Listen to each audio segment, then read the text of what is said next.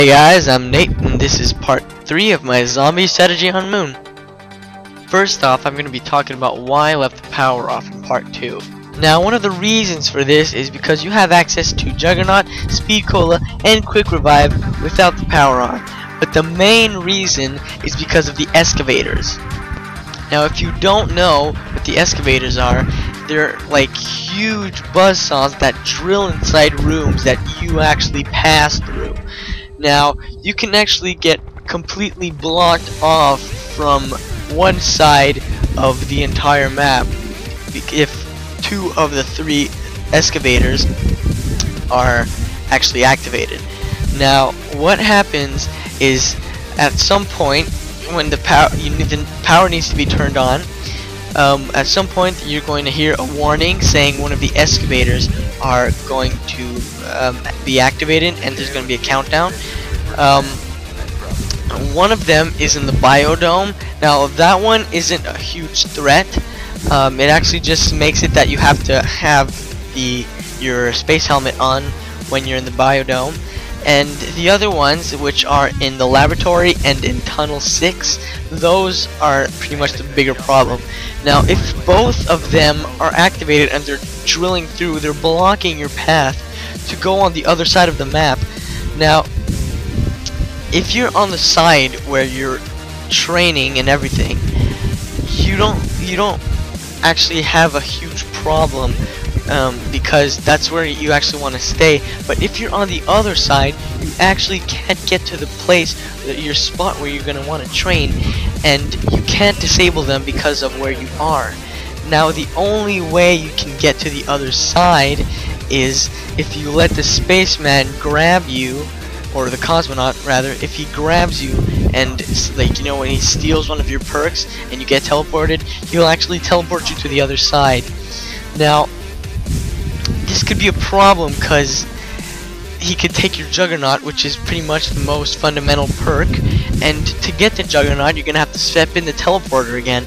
But if you step in the teleporter again, you're gonna end up on the other side once again, and you'll be facing the same problem.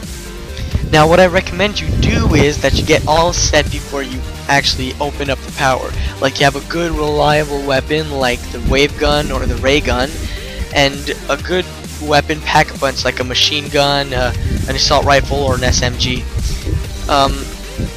Then you can open up the power and, you know, grab a mule kit, get yourself a 3rd weapon, or a PhD flopper. Because with that you can actually stay in the part where you can rape train and you won't be affected by the excavators. Now, there's a way to get rid of them, and that's with the hacker. The hacker has 5 functions that I'm aware of. The first one being that you can hack through doors.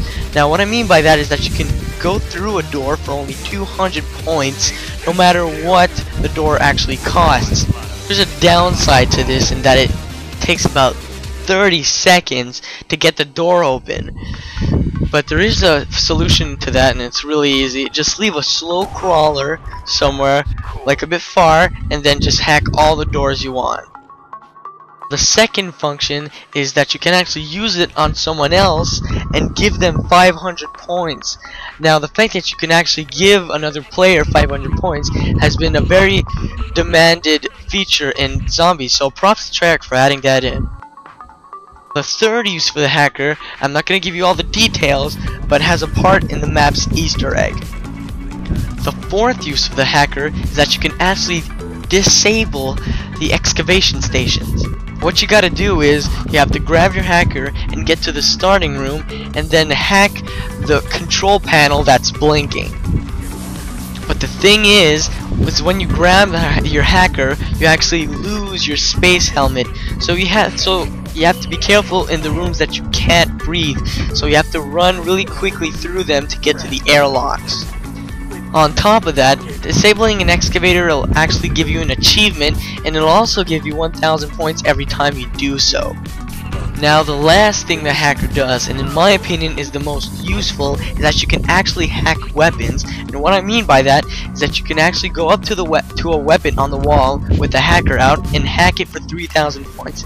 Now, what this does is that you can actually once you pack-a-punch that weapon, you can actually buy some upgraded ammo for 500 points. This is a really great way to take out the cosmonaut if he's where you're rape training. Now, why I didn't say the AK-74U is because the AK-74U is outside and it's pretty far out, so you won't have time to actually go out, grab it and hack it, and then get back inside before you suffocate. Now that's why the MP5 is the best choice for this, because you can just pick up more ammo at the end of the round. Well, that's it from me, guys. I hope you enjoyed this 3-part strategy video, and if it helped you, please like the video. It helps us out a lot, and please make sure to subscribe if you like our videos. Later.